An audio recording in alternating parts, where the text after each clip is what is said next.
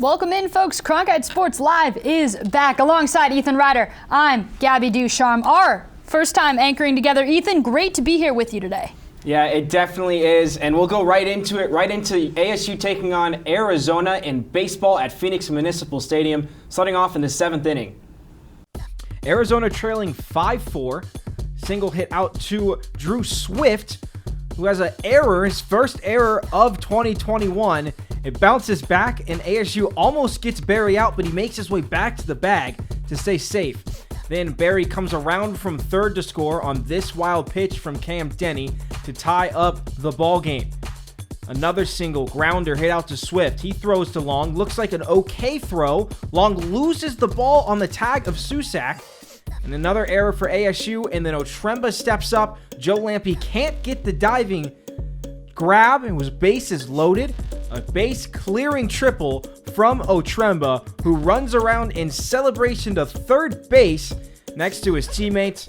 Throws up the 4-4 in celebration as Arizona takes control. It's 9-5 at that point. They're not done yet. Williams with the bunt. Osman over to pick it up to throw it to Long at first, and the throw is off. So Arizona brings in another run off of this error, off the bunt. Otremba, the man who runs in from third base. It's 10-5, and ASU ends up losing 10-5 on the day. A lot of it down to Chandler Murphy, who was absolutely dealing. He at one point struck out 6 batters consecutively, and Arizona comes away with the win against Arizona State at Phoenix Municipal Stadium. As you can see here, Arizona ends up winning 10-5. Chandler Murphy had 8 strikeouts in just 5 innings pitched as he gets his 3rd win of the year. ASU had 4 errors, 3 of them in the 7th inning that we just showed. Here's what Tracy Smith had to say after the loss. I would take my chances in hitting ground balls to Drew Swift 100 out of 100 times. And a couple of those throws got away. We've been really stellar defensively all season, and this is just one where we weren't. And when you're playing a good team and you give them 6 outs in an inning, that's probably going to come back to haunt you. And it did, and that was the difference in the game, plain and simple. On to ASU's second game of the series against Arizona. They made no errors on the day, so it was already better than the first, and it was a close game. Otremba here hits what looks to be an extra base hit, but Hunter Jump's foot gets stuck in the fence. Otremba finishes off the play, runs around, and it ends up becoming an inside of the park home run for the Wildcats. And you're going to see here a close-up of Hunter Jump's foot literally stuck in the fence. I have not seen anything like it, but either way, Arizona ties the game at 4 in the top of the 6th. Now here in the 7th, Ethan Long tries to call time. The pitcher pitches anyways, tries to catch him off guard. Long hits a single, runs around to first. That brings the Seth Nager was on the bases. It brings him around to third base, 90 feet away to give ASU the lead. Hunter Haas does just that with a clutch single, brings Nager into home. They're up 5-4 now in the bottom of the 7th with that clutch hit from Hunter Haas. But we go now to the bottom of the 8th, top of the 8th, I should say. Arizona, Jacob Berry, clutch single, brings them around from third, and Arizona takes the 7-6 lead. They hold on to that lead for the rest of the game. They play Arizona again tonight. With a family connection to ASU, Kai Murphy has found success so far as a Sun Devil. Baseball reporter Zachary Larson will have the details later on in the show, so make sure to stick around. Now over to ASU softball. They beat Utah in a series 2-1. Maddie Hackbarth is up to 14 home runs now on the season after the 3-1 win today, and ASU have won 10 of their last 11 meetings against Utah. Arizona State softball's next game is on Tuesday against Grand Canyon University in Tempe. Now we'll head over to Gabby, who has us covered with Arizona State soccer's game against UCLA. ASU versus UCLA. We go to the 16th minute of action. Kyla Novak scores it for the Bruins, putting them up 1-0 just 16 minutes into the game. And then ASU's Nicole Douglas tries to score it. It's off the mark. And then Olivia Athens tries to get it into the back of the net. She's also off the mark. We're going to head all the way to the 82nd minute of action. Olivia Nguyen for the Sun Devils knocks it into the back of the net. She ties things up in the 82nd minute of the game. 1-1 we are. 98th minute of the game we go. Nicole Douglas, a cross field pass to Corey Sullivan, who scores it for the Sun Devils in the 98th minute of the game. The junior who tore her ACL just 9 months ago, is now back in action. Let's go over to hear from her.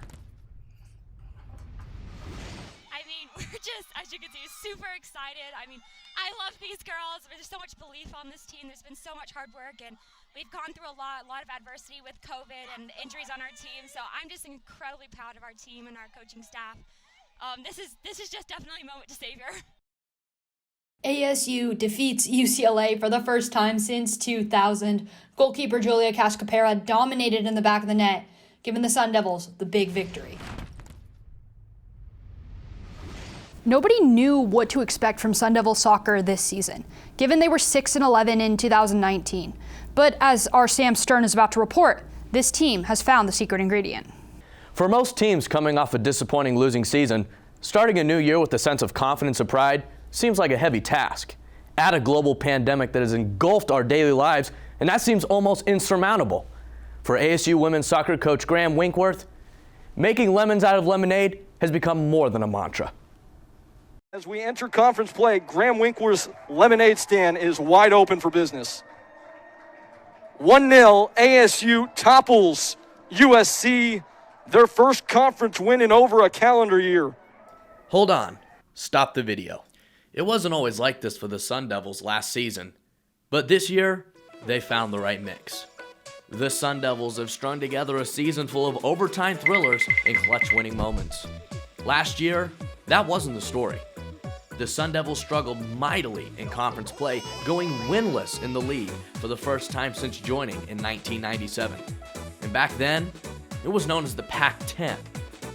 There are several reasons contributing to the turnaround, but 3 factors stand out above the rest.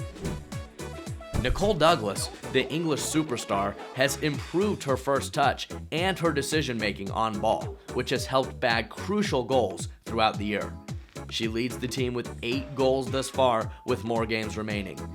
Her partner in crime, Alexia Delgado, who has 5 total assists on the season, has been a lethal weapon in transition, often using the width of the pitch to create transition opportunities for her teammates downfield. Her resonating communication and elite passing ability has been a major factor in becoming the straw that stirs the drink. Oh, and don't forget about Julia Cascapera, who has been a beast in the goal. The last few games, she has been timing her saves perfectly, and she has 4 clean sheets already. Her communication in the box has been key to holding off opponents and anchoring her back line. The collective play from the squad is in full effect, and the team is looking in sync heading into the rest of conference play. Coach Winkworth has squeezed everything he can out of his squad, and that has been the driving force in completely flipping the script on the new season. ASU Lacrosse is in a position they've never found themselves. They're nationally ranked. Our own Sammy Miller details how they've gotten to this position and breaks down the recent matchup versus Colorado. The Sun Devils' 16-11 win against Colorado on Sunday was not only their 5th straight win in a row, but their first time ever defeating the Buffalo in program history.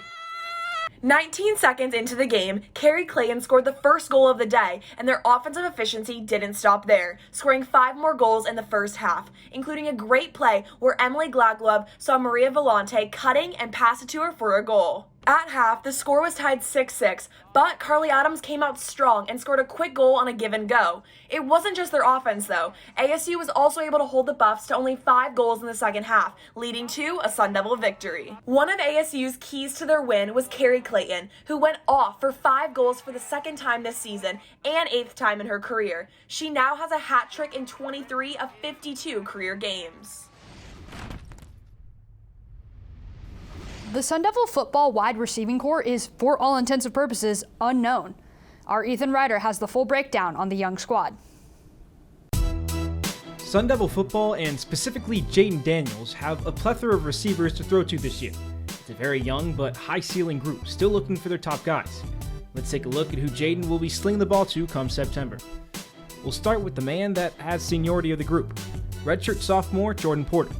Last year, he made his mark leading the team in receiving yards with 120. At 6'2" with good speed, he looks to be a good deep option for the Devils. Next, there's second-year LV Bunkley Shelton. The shifty receiver showed out last season and led the team in receptions with 11. He's a prime candidate to become a marquee guy in the offense.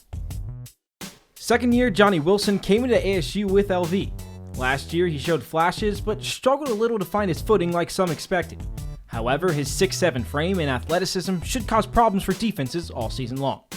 Then there's third year Andre Johnson. The 6'2" Arizona native is someone coaches are excited about, as he looks to carve out a large role in the offense. The second oldest man in the group is hometown hero Ricky Pearsall. He once again showed off his big play ability, averaging 14.3 yards per catch last season. You'll probably find him a little bit in the run game as well. Then you have the guys who haven't had a catch in a Sun Devil jersey up to this point. After being deemed academically ineligible last year and experimented on defense, second-year Elijah Badger has impressed as a receiver in spring ball. As a consensus top 150 prospect coming in, he'll look to surprise in his first action as a Sun Devil. Next up is Colt hero Chad Johnson Jr. If you'd followed the Sun Devils at all, you've probably heard of his name. He's been a fan favorite so far due to his hard work on the recruiting front. However, according to wide receiver coach Prentice Gill, he's the most improved receiver in the whole group. And we finish off with the shiny new toy, Lanyata Alexander. He goes by Junior, but there isn't anything junior about how he plays. The 6'2" consensus 4-star prospect knows how to get open. As a freshman, he'll have a lot of competition, but don't be surprised if he finds the field. All in all, this is an unknown but heavily talented group for Jaden Daniels and offensive coordinator Zach Hill to use. Even with ASU's strong running game, this wide receiver group is bound to reach the end zone and make some noise. Ethan Ryter, Cronkite Sports. Very informative right there by Ethan Ryter. Of course, Sun Devil football will look to bounce back in their 2021 season next fall. Earlier this week, the Arizona State Women's Golf team hosted an invitational. The men's team traveled to Stanford for an invitational of their own. Jack Pearson joins us live on the show to walk you through everything that happened. Take it away, Jack. Thanks, Ethan. Here at Papago Golf Course, where the Arizona State Women's Golf team this weekend hosted the ASU Ping Invitational, and there was a lot on the line. Lynn Grant was looking for her 5th consecutive individual tournament victory, and the team was attempting to grab a 3rd consecutive win. Lynn Grant concluded her opening day on Friday with a 5-birdie, 1-bogey round of 68. Her following 2 rounds were filled with some frustration, however. Grant struggled to find the back of the cup for birdies on Saturday and Sunday, and had a few bogeys that kept her off the lead. Kelly Sim of Northwestern would beat Grant by 1 shot and would secure her 2nd career win. ASU and the Oregon Ducks shot 2 under par for the 3 rounds and both shared the team championship.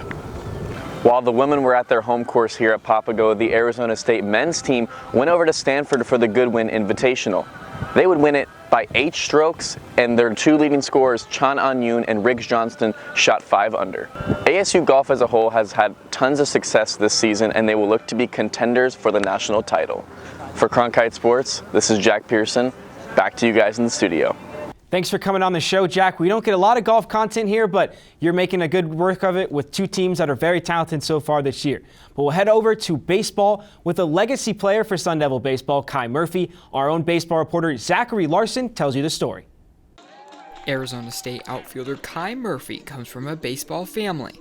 His father, Pat Murphy, led the team as a head coach for 15 years, including 4 College World Series appearances.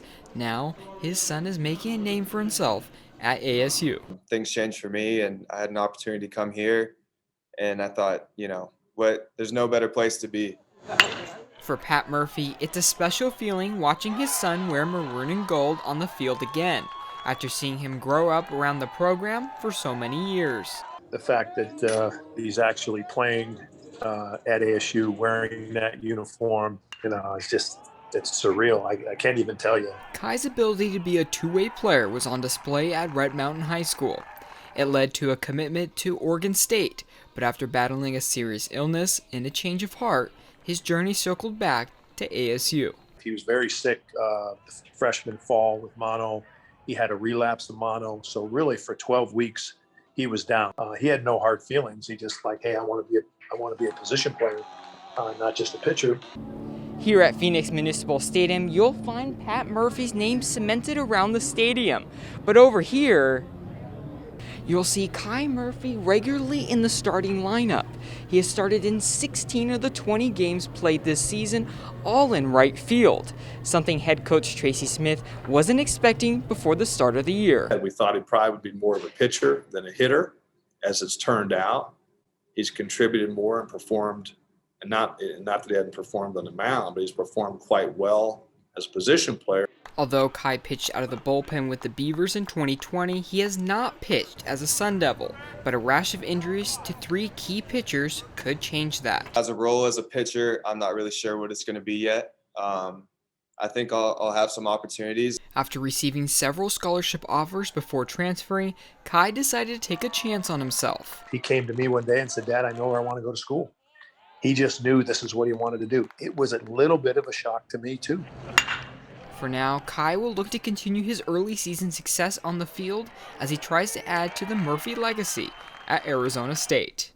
In Tempe, Zachary Larson, Cronkite Sports. A great story there from Zach. We always love a good legacy story here on Cronkite Sports. But what was also awesome are these top plays. Let's get right into them. At number 3, it's ASU baseball, Arizona State versus Washington State. Ball is hit into far left field, and there's Aubrey Major with the one-handed, bare-handed catch. You don't see catches like that very often, folks, but when you do, you'll see players smiling just as big as Aubrey Major is. Arizona State beats Washington State 9-0. Coming in at number 2, bottom of the 7th, tied at 4-4, ASU taking on Washington. It's going to be a little bit of a pickle. They try to get Hackworth out at 3rd. They fail to. They do get him out at 2nd, but Hackworth goes home to seal the deal. Walk-off pickle in Tempe. Arizona State wins 5-4 against the Huskies. At number 1, it's a play so nice, you gotta see it twice, folks. Nicole Douglas to Corey Close. The game-winning goal right there between UCLA and ASU in the 98th minute of play between these two teams. First time ASU has defeated UCLA since 1999. The Sun Devils absolutely emotional on this one. Let's run it back one more time. Nicole Douglas, the junior from England, with the perfect crossfield pass to fellow junior Corey Close. Close came back from that torn ACL just 9 months ago. And now here she is on the field with her teammates celebrating one of the biggest upsets in all of college soccer. ASU defeats UCLA 2-1 in the 98th minute of play. Well, Gabby, that golden goal ended that game, and we're about to end the show for this week's edition of Cronkite Sports Live. A lot of great content. We hope to see you guys next time.